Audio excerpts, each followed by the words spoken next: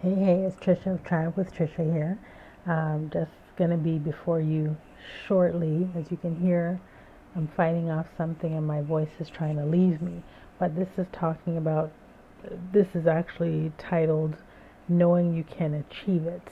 It's really about what we tell ourselves, our conscious mind, what we choose to think about, say, and believe, and our unconscious mind, the stuff that's going on all the time that we might not actually be aware of, right? So I don't know if you've heard of a self-fulfilling prophecy. It's something that I am familiar with now for sure, but I didn't always have this awareness. So growing up, it's more of a psychological term, and it tells us that we will um, end up creating exactly what we believe about ourselves because of our expectations. So an example of that would be would be continuing to worry you have a test or something coming up and you keep thinking about it and that you're going to do poorly on it, and then you end up doing poorly on it. Because why? All that anxiety that you created around it, it interferes with your cognitive function. I didn't know all that before because I know how to worry. Learned behavior, I'm not fine with that. I know how to do that. It's not worrying about things, believing stuff, your faith. I had to actively work on practicing that because I had other examples of negative learned behavior. Boy, I tell you, had I really understood this much earlier on in my life, some things would have been very, very different. And it's really interesting because most of our thoughts and our beliefs exist in our unconscious mind. So I was trying to use this analogy before. Let me see if I've gotten it together. Sorry, it's like a captain of the ship, right? A captain of the ship.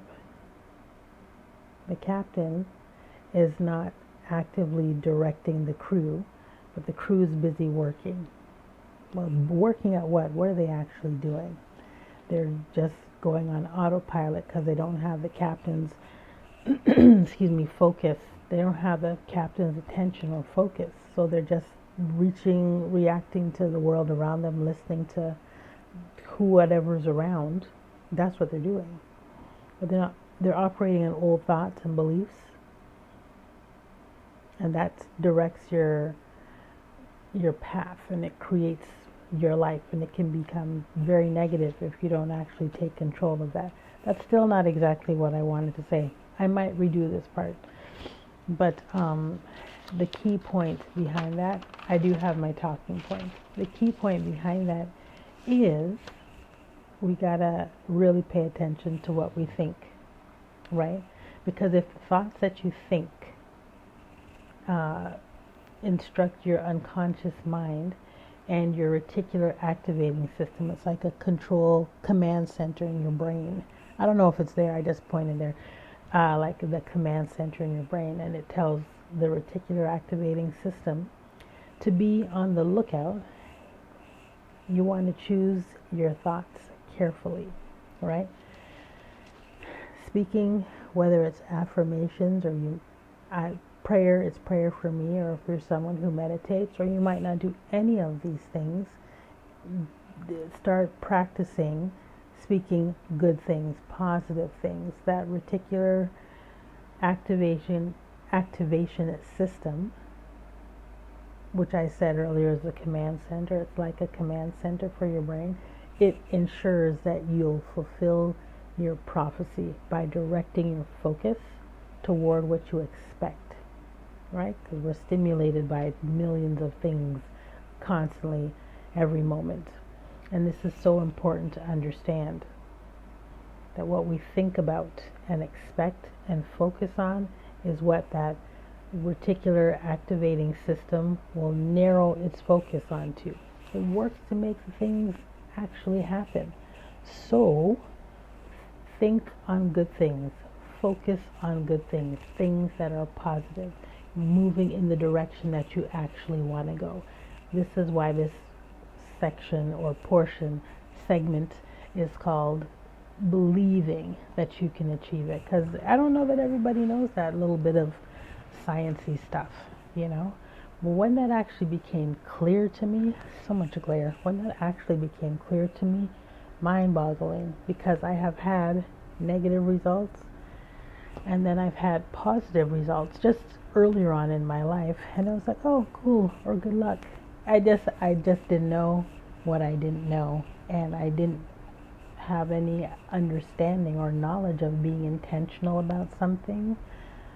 Even though I was doing it at times, I didn't realize that's what I was doing. So it wasn't that anything that I chose or felt I needed to keep practicing, right? Getting good results for things. I mean, you say you're a student and you study, you apply what you've learned, you do the test, the exam, and you're good. Anyway, it's a lot bigger than that. Thinking on good things. I